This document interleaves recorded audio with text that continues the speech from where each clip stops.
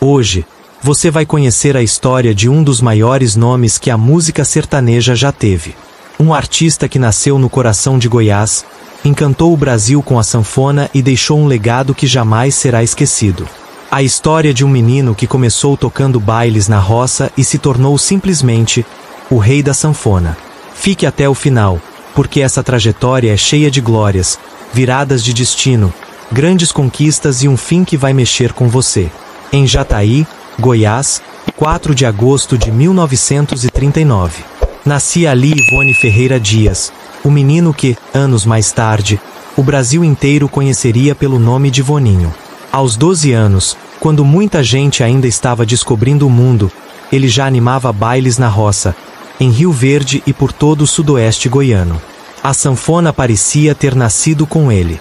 Era mais que um instrumento, era a extensão do corpo, da alma e da história daquele garoto.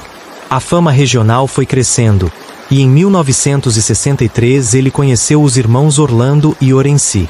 Juntos, formaram o trio Maurício, Mauruzinho e Voninho, também chamados de os Filhos de Goiás. Foi aí que o Brasil começou a perceber que algo diferente estava surgindo.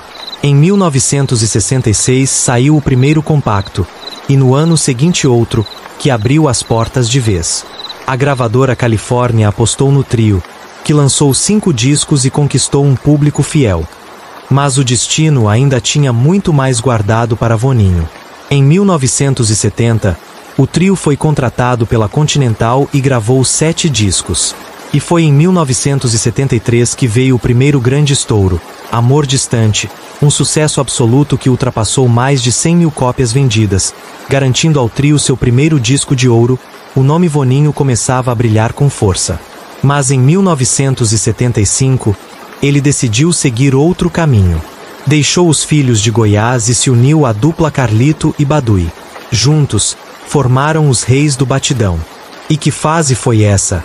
Em 1976 gravaram o primeiro disco, também pela Continental, e logo veio outro grande sucesso, Mulher Sempre Mulher, que rendeu mais um disco de ouro.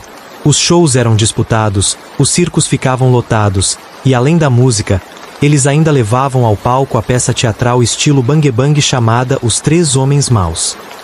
Era talento demais para caber só em uma categoria. E Voninho não parava. De 1979 a 1983, veio outra grande mudança.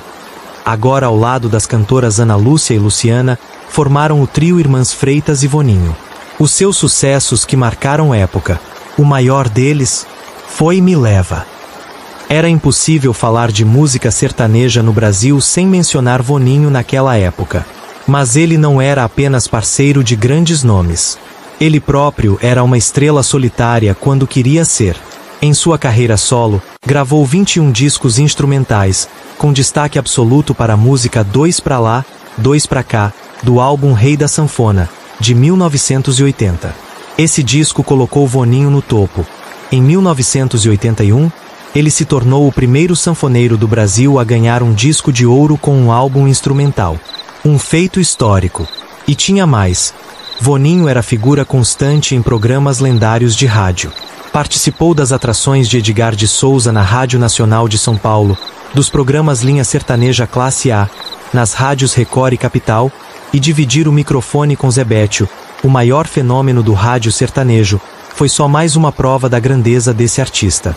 Mas, como todo gigante, Voninho também conheceu momentos difíceis. Após décadas de sucesso, ele voltou às origens. Começou a viajar pelo interior do país fazendo bailes mais simples, não com o glamour de antes, mas com a mesma dignidade e paixão pelo que fazia. E foi nesse período que ele investiu no talento dos filhos Maída e Marcelo, que mais tarde formariam uma dupla muito querida pelo público. E então veio outra grande virada em sua trajetória. Em 1997, Voninho se mudou para Uberlândia e recebeu um convite que reacendeu a chama do estrelato. Creone e Barrerito, ex-integrantes do trio Parada Dura, chamaram Voninho para formar o trio Alto Astral. Em 1998 lançaram o primeiro CD, mas logo depois veio a perda inesperada de Barrerito, que desmontou a formação. Mas Voninho não desistiu. Em 1999, surgiu uma nova composição do trio Alto Astral, agora com Rio Preto, Ribeirão e Voninho. Foram 9 anos de estrada, 6 CDs, um DVD e um grande sucesso que até hoje muita gente canta, Saudade Pica-Pau. E mesmo com tanta parceria, tanto trio, tanta estrada, Voninho sabia voltar para onde tudo começou, a sanfona. Ele reuniu músicos como Divininho e Zildomar, reconheceu o talento deles e tentou mais uma vez formar algo novo. Era como se a vida inteira dele fosse música, movimento, criação, mas toda história tem um ponto final. E o de Voninho chegou cedo demais.